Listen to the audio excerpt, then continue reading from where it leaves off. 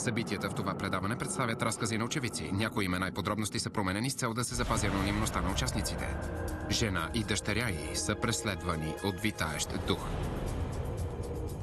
Майката вярва, че това е изгубеният и любим, който е бил убит. Крис, това ти ли си? Мислех, че той се опитва да се свържи с мен. Определено ми липсваше. Но дъщерята не е убедена. Сам? Скъпа! Сблъсках се очи в очи с тази тъмна фигура. Мисля, че духът му е в къщата. Той не ни пази. Те бяха в опасност.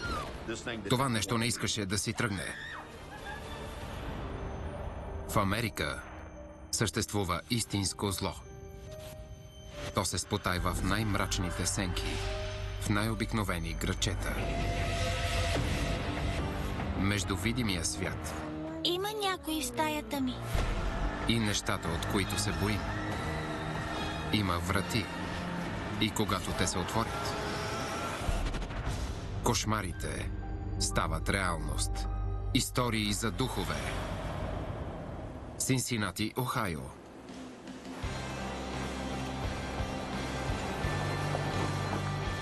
Възстановка. В началото на 90-те Кели Каталайн се наслаждава на безгрижната си младост с приятеля си Крис. Много искам да се запознаеш с родителите ми. С Крис бяхме много млади, когато започнахме да излизаме. Аз бях на 24. Повечето неща, които правехме заедно, включваха ходене по барове, игра на билярд. Забавлявахме се. А ако не ме харесат? Ще се влюбя в теб, повярвай ми. Ще закъснея. Трябва да вземаме ли се от летището? А ти в колко часа ще се срещаш с Чарлз? Трябва да дойде всеки момент. Ще играем билярд. Беше много общителен. Обичаше хората. Беше страшно забавен. Имаше много приятели. Ще се видим по-късно. Добре. Ще се върна до 2-3 часа. Добре. Обичам те. И аз те обичам. Чао. Чао.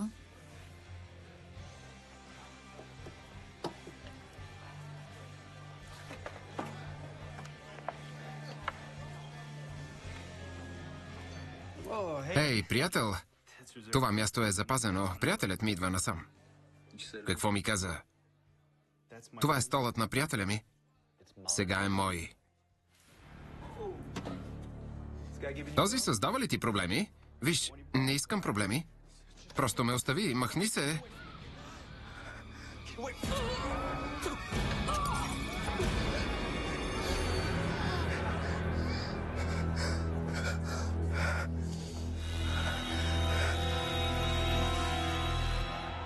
Крис е откаран в болницата и по-късно умира. Умря толкова млад. Не можех да повярвам. Беше много силен мъж и за мен бе шок, че си отиде по този начин.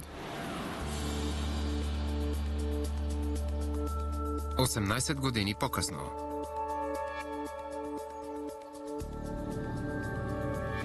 Обичам те. И аз те обичам. Не искам проблеми. Трагичната загуба не дава мира на Кели с години. Беше много тежко. Бях в шок дълго време. По-късно тя среща нов мъж и му ражда 2 дъщери. Но в последствие се разделят и Кели отново трябва да продължи напред. През 2010-та двете с 15-годишната и дъщеря се нанасят в къща под наем в Синсинати.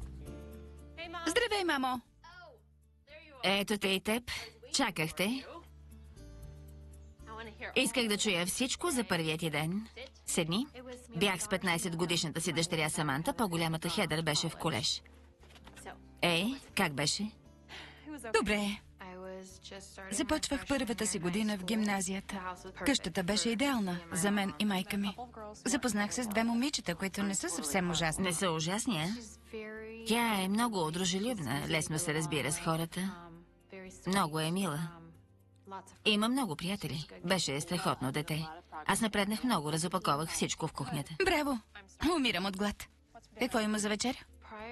Преди това живеехме в малка къща с 2 спални в града. Бяхме на 45 минути път от всички хора, с които бяхме близки. Преместването в по-голяма къща беше ново начало. Беше съвсем различно. Не бяхме свикнали с това, но бяхме повече от готови да привикнем към къщата. Беше вълнуващо. Страшно се вълнувахме. Планирах да останем няколко години в къщата. Много я харесвах. Дъщеря ми и също. През следващите няколко дни майката и дъщерята свикват с къщата.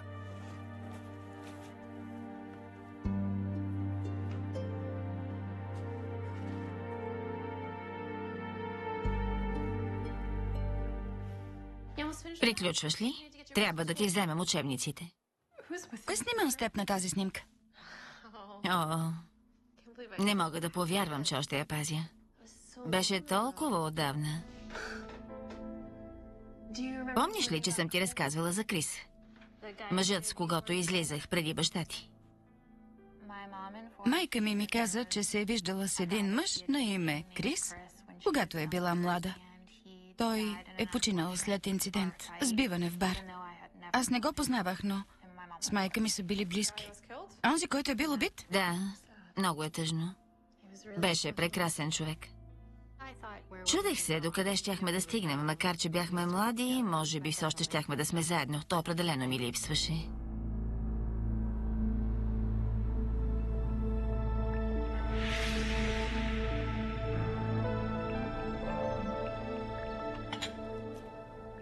Кели се фокусира върху бъдещето и върху това да превърне къщата в дом.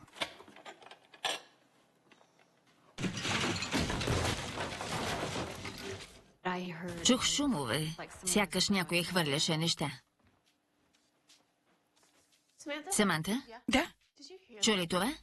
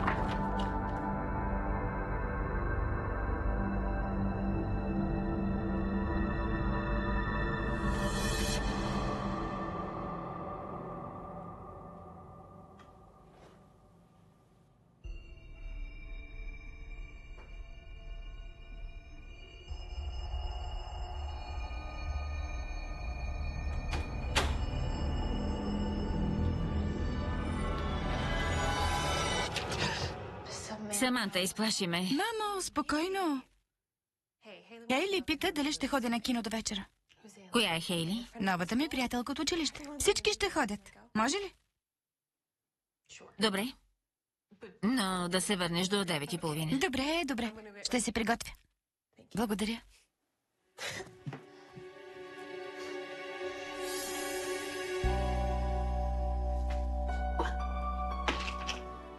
Какво става по дяволите? Когато се обърнах, забелязах, че резето се е отключило.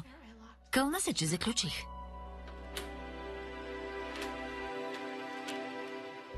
Замислих се за секунда, че е странно, но отхвърлих мисълта и забравих за станалото. След няколко вечери, Саманта кани новата си приятелка, докато майка й е на работа. Добре, пускай пак. Трябва ли да гледаме нещо страшно? Стига да е. Не е наистина. Добре.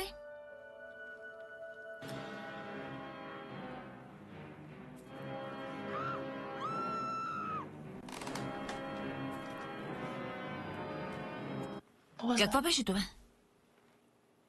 За какво говориш? Стига, не се плаши от глупости.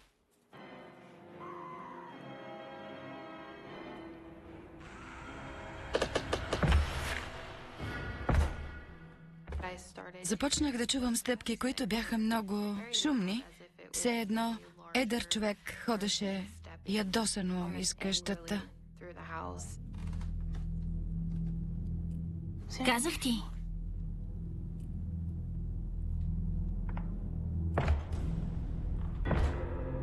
Сигурно майка ми се е прибрала от работа. Стой тук, аз ще проверя.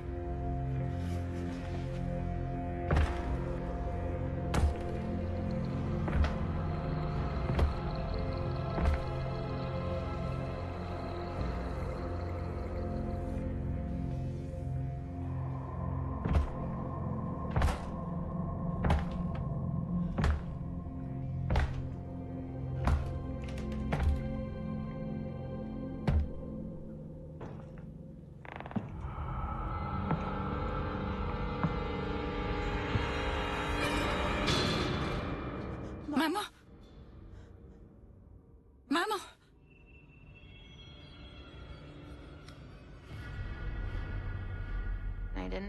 Не видях нищо.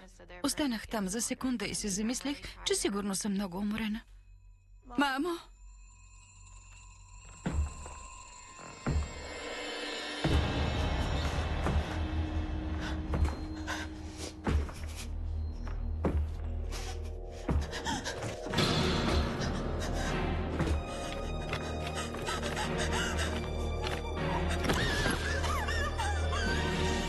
Истории за духове.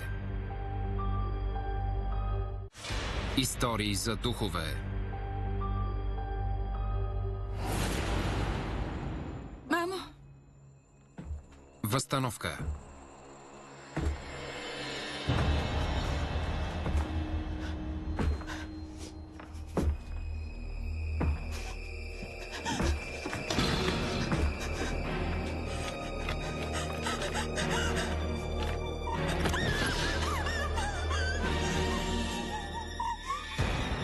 Годишната Саманта Каталайн е жертва на паранормално нападение. Не можех да повярвам, но бях ужасно изплашена. Умът ми казваше да бягам, но страхът ми говореше да не мърдам. Какво стана? Добре ли си? Какво има? Какво?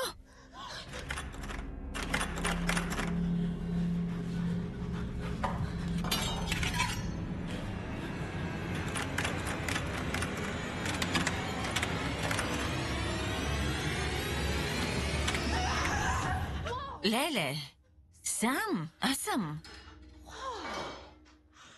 Аз съм майка ти. Какво става? Беше много разстроена и разтърсена.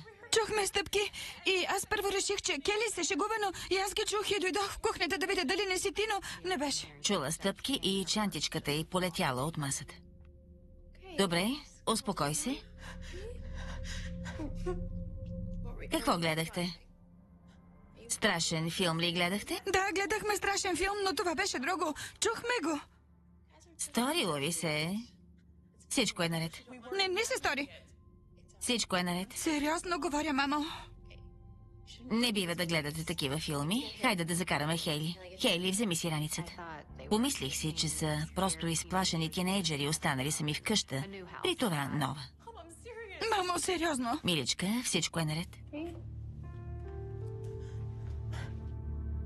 Ти не ме слушаш.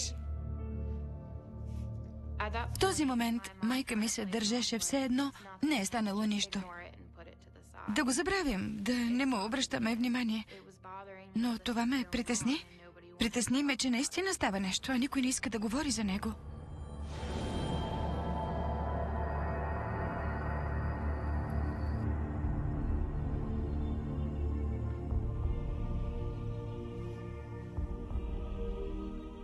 Гледах филм и заспах по средата.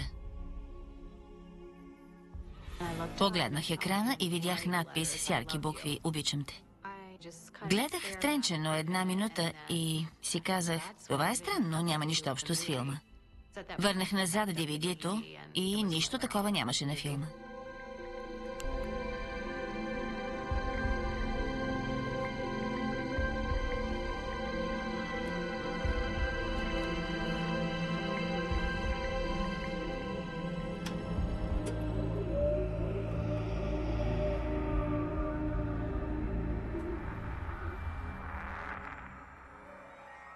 Изведнъж усетих, че някой ме гледа.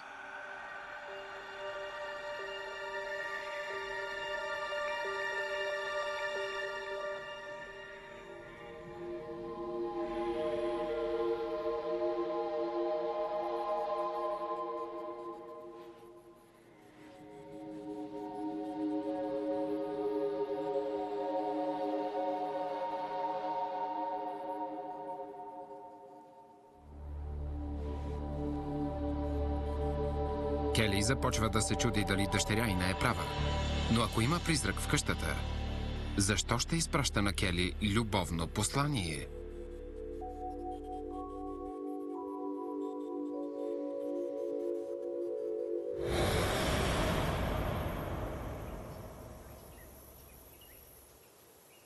Няколко дни по-късно, Кели отново започва да чува странни звуци.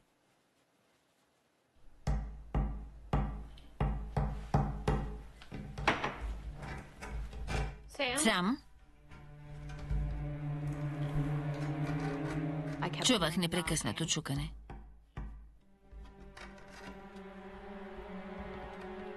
Отначало не разбирах откъде идва, но после осъзнах, че е от тавана.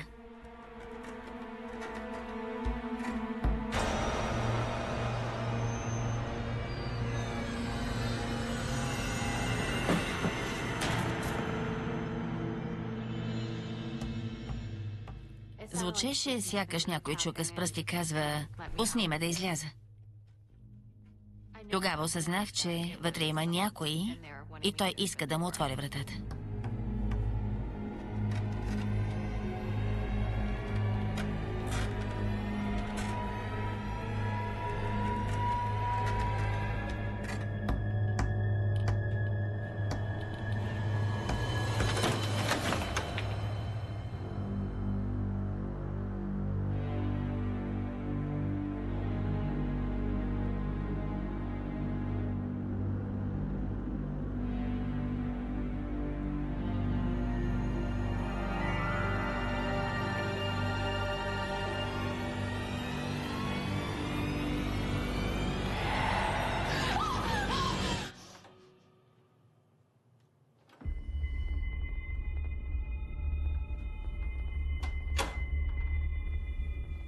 Кели започва да подозира, че това е духът на приятеля й, който е бил убит при избиване в бар преди години.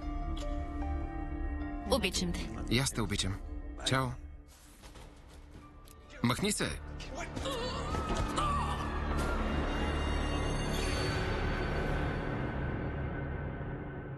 Крис? Това ти ли си?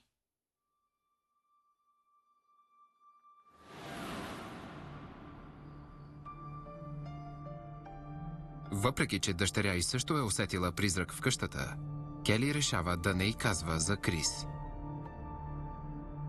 Не исках да казвам на дъщеря си Саманта, макар че и тя го знаеше. Не исках да я плаша.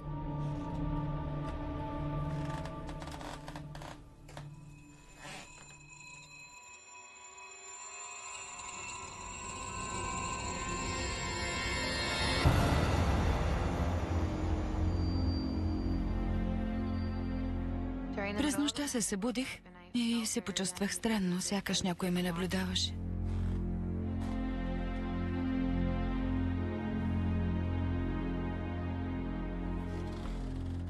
Станах. Струваше ми се, че има някой в коридора.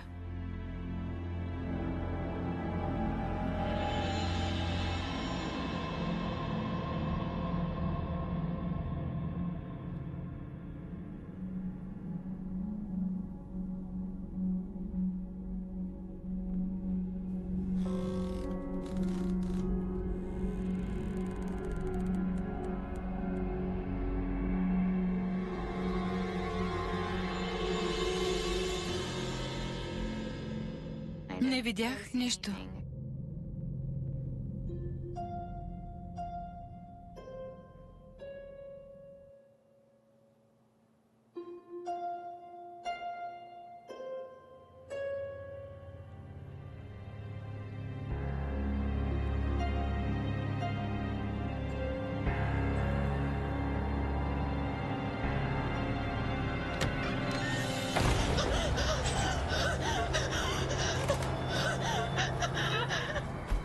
И тогава се сблъсках с един тъмен силует.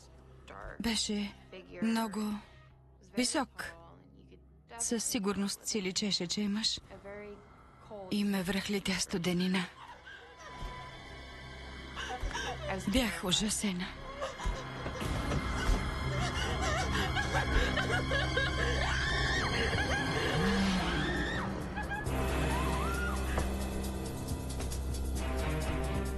Сам? Сам? Миличка, какво има? Добре ли си? Тя плачеше, тресеше се и беше много разстроена. Видях това нещо. Приличаше на мъж, но беше много тъмен. Миличка, спокойно, спокойно. Помниш ли, че ти разказах за Крис, бившето ми гадже? Онзи, който умря? Мисля, че духът му е в къщата. Сигурно това си видяла. Не е това. Тя вярваше, че бившият ти приятел Крис, че той се опитва да ни защити и няма да ни нарани по никакъв начин. Просто те е стреснал, но духът му е добър, той ни пази. Да, той не би ни наранил. Той не ни предпазва. Сам? През следващите седмици Кели започва да усеща присъствието на Крис непрекъснато. Беше много успокояваща мисъл, че Крис е в къщата и ни наблюдава. Но Саманта все още е травматизирана от видяното.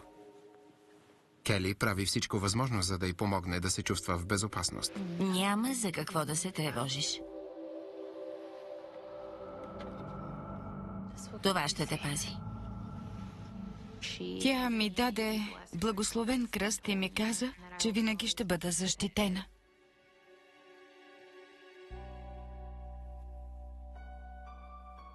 Ако имаш нужда от нещо, аз съм в съседната стая. Нали? Обичам те. Казах и, че може да спи в моята стая по всяко време с мен, ако е изплашена. Опитах се да я уверя, че всичко е наред и всичко ще се оправи.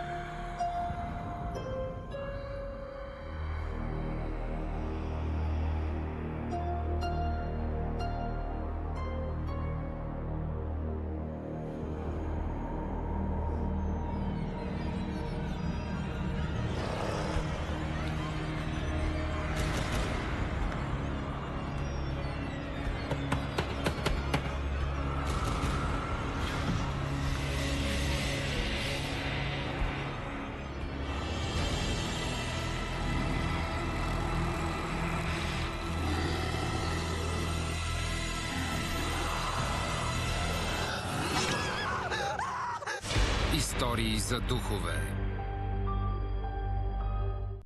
Истории за духове.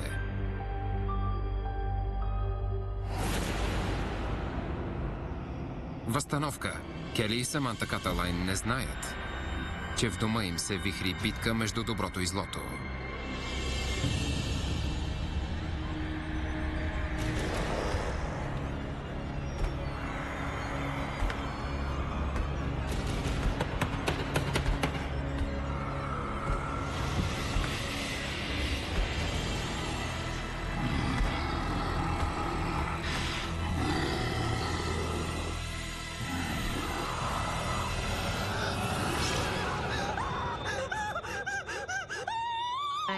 Изведнъж се събудих със силна болка. Изкрещях, за да повикам мама и тя дотича в стаята. Тук съм. Какво стана? Боли ме! Боже мой!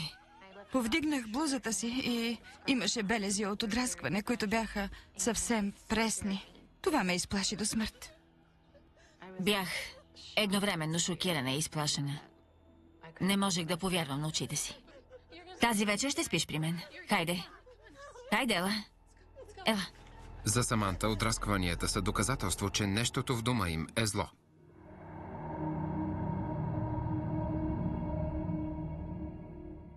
От тази нощ нататък спях в леглото на мама.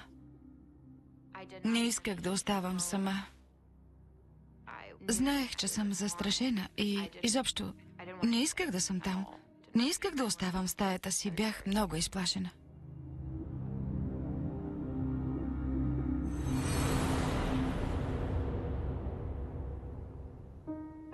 През следващите няколко дни Кели се мъчи да приеме ставащото. Майка ми вярваше, че това е бившият ти приятел Крис. Знаех, че иска да вярва в това, защото така се чувства в безопасност, но аз усещах, че духът е толкова черен, че не е възможно той да иска да ме предпази. На този етап не знаех какво да правя. Исках да се преместим, но так му бяхме дали депозит за къщата и се притеснявах да наруша договора. Те щяха да искат спазването му, а аз не можех да си позволя две къщи. Бях самотна майка, не получавах никаква издръжка от баща й. Чувствах се безпомощна. Не можех да сторя нищо.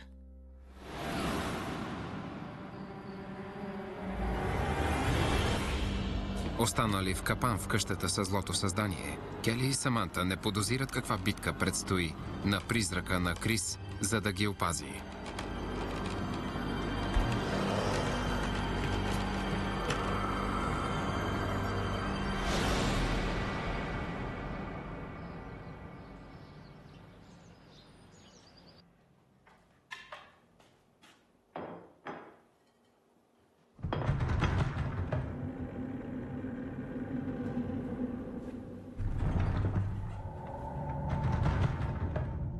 Саманта?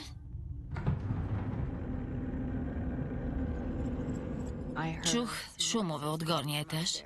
Не бях сигурна какво е това. Звучеше като тропане.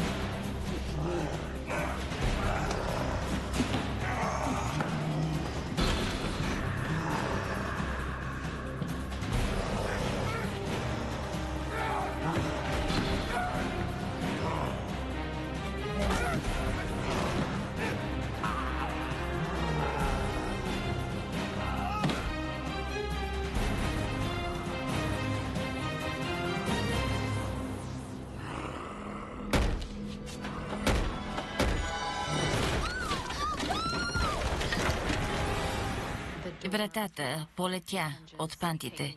Беше изкъртена. Не падна, а сякаш някой буквално я изкърти. От този момент нататък бях ужасена. Мамо? Какво е станало? Видях, че е много изплашена.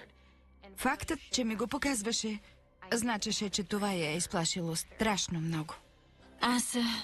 Ти се оказа права. Какво? Чух някакъв шум. Вратата взе да се тресе и направо излетя от пантите. И нещо му удари по ръката. Божичко! Каквото и да е това нещо, то не е Крис. Той не би сторил това. Какво ще правим? Не знам.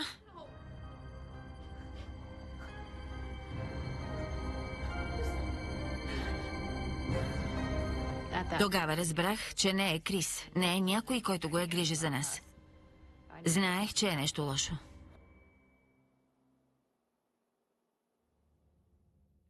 След всичко, което стана, Отношението на двете с майка ми към къщата се промени напълно в сравнение с преди.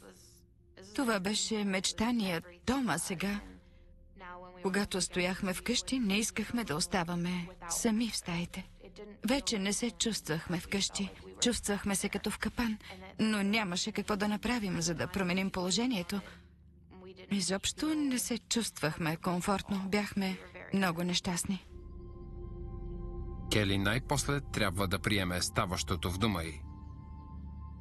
Атмосферата вкъщи взе да се променя. И двете непрекъснато бяхме нервни и напрегнати. В този момент мразех да стоя там. Дъщеря ми също. Беше страшно и стресиращо. Чувствах се ужасно. Тя започва да търси помощ. Беше непоносимо и започнах да търся паранормални групи онлайн. Кели най-после осъзнава, че се нуждаят от помощ. Тя кани местни експерти по паранормалното да изследват къщата.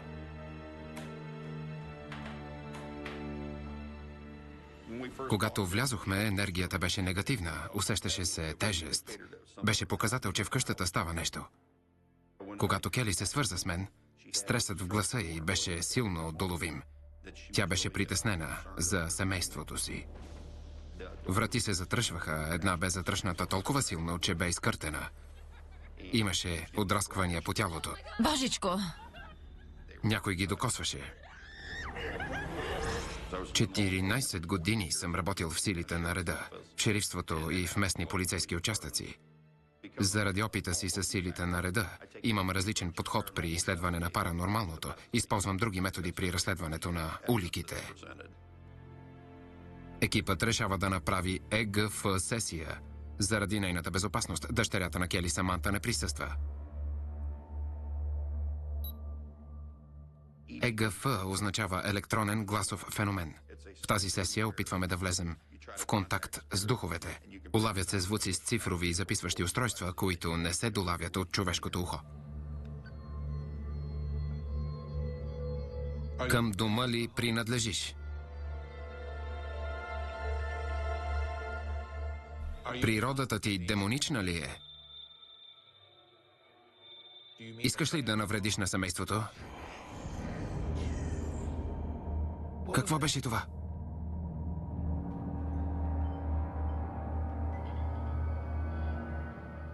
Искаш ли да навредиш на семейството?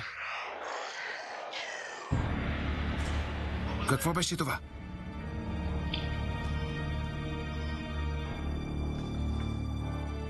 Доловихме няколко гласа, според нас. Два. Единият казваше "махнете се от тук", другият ръмжеше и казваше "мразя ви". Вярвам, че в дома ви има две същества. Мирен дух и демонично създание. Имаше конфликт между двамата. В тази къща се водеше духовна битка.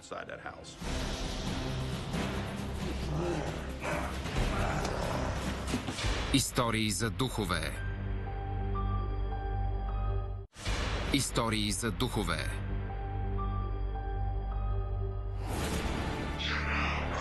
Възстановка. Кели Каталайн е усещала дух в дома си, който е смятала за добър. До сега. Смятам, че в дома ви има две същества. Мирен дух и демонично създание. Боже мой! Когато Дейл ми каза, че е демон, беше много плашещо.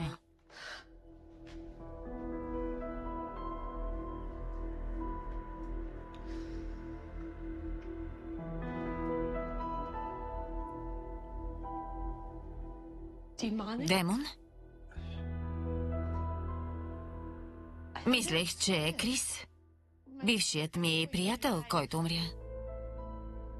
Мислех, че духът му опитва да се свърже с мен. Духът на Крис е тук. Той те пази. Чукането, което чуваш, това е Крис. Как е станало това? Смятам, че някак са те проследили до тук. Познаваш ли човек, занимаващ се с окултизъм?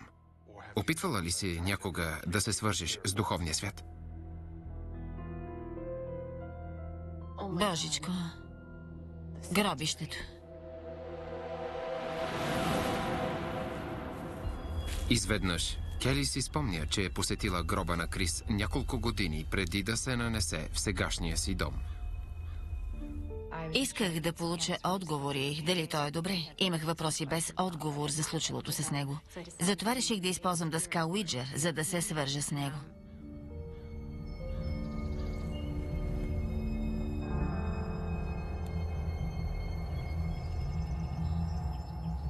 Крис?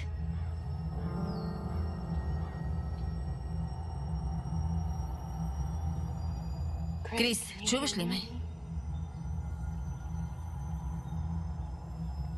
Дай ми знак, че си тук.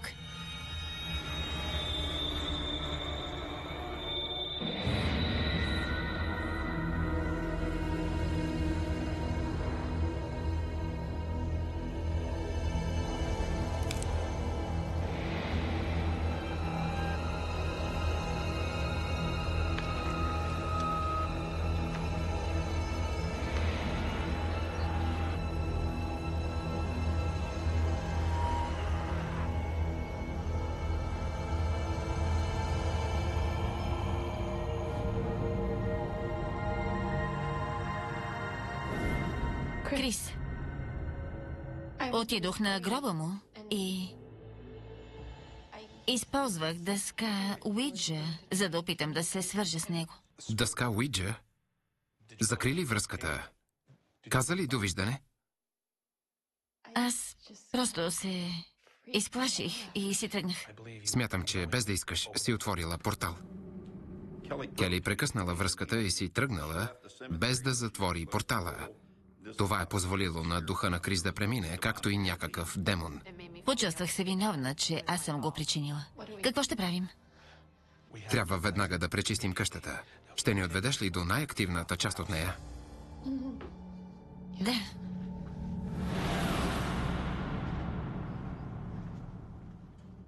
Тук вратата взе да се тресе и полетя изкъртена от пантите. Кели и Саманта бяха в опасност, ако останеха в къщата. В някакъв момент някой щеше да бъде наранен или дори обладан от демона.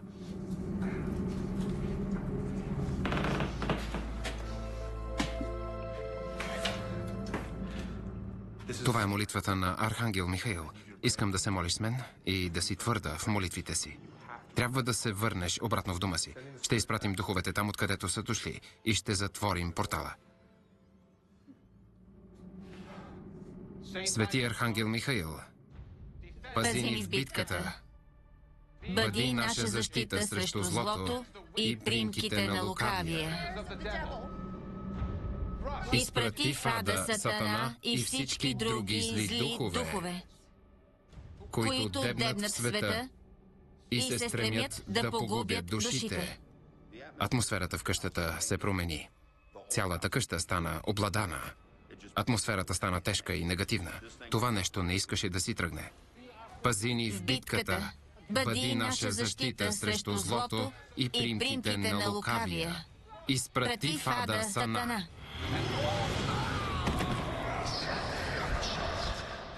Бутна ме по рамото и в този момент разбрах, че демонът иска да се махнем оттам.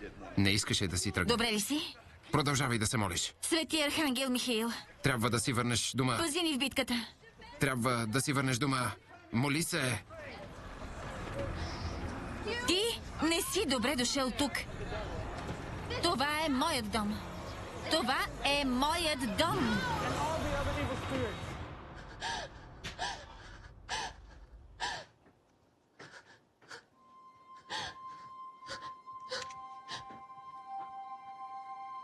Успя.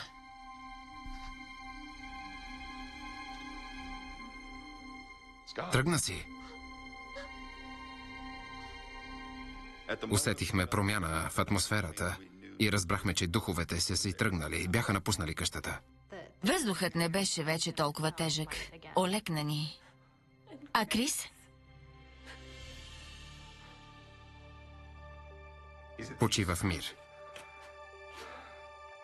Отиде си в отвъдното. Крис бе разбрал, че работата му е свършила и няма нужда да пази семейството. Отдъхнах си, защото знаех, че ще намери мир. Чуй ме. Трябва да преодолееш това. Когато се фокусираш върху станалото, позволяваш на духа да се върне. Ти и семейството ти сте в безопасност. Благодаря.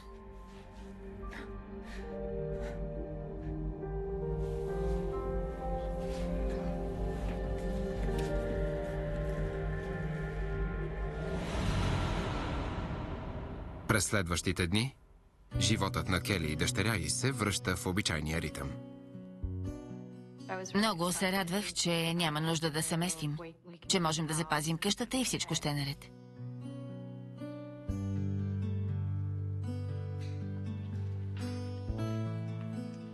Какво ще кажеш за тази? Сребристото ми харесва. Не мога да повярвам, че ставаш на 16. Но още не можеш да ходиш по срещи. Мамо, трябва ли да говорим за това? Както и да е. Много се вълнувам за партито. Вълнувах се. Много исках всичко да се върне в обичайния ритъм. Толкова се радвам, че всичко приключи. Миличка, всичко това е в миналото. Няма повод за тревоги.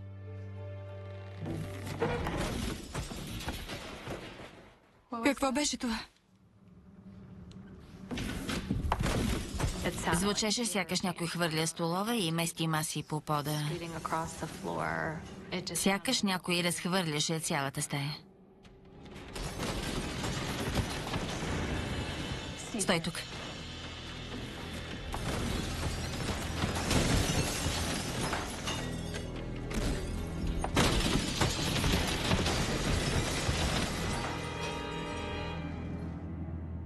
Всичко си беше на мястото. Всичко.